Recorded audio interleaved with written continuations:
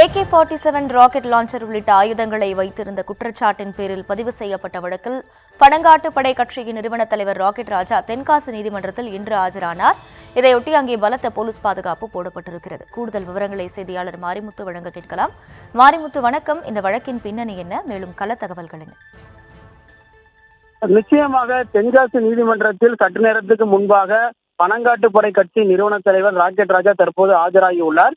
தென்காசி மாவட்டம் சுரண்டையில் கடந்த 2009ஆம் ஆண்டில் காவலரை தாக்கிய வழக்கில் பங்களா சுரண்டையைச் சேர்ந்த கோழி அருள் மற்றும் என்பவர் உட்பட பலர் மேல் வழக்கு பதிவு செய்யப்பட்டது.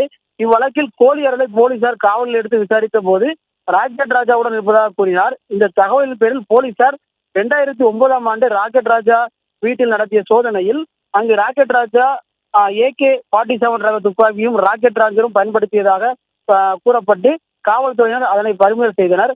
அவருடைய வீட்டில் ஆயுதங்கள் பதுக்கி வைத்த குற்றச்சாட்டுக்காக அவர் மீது வழக்கும் பதிவு செய்யப்பட்டது.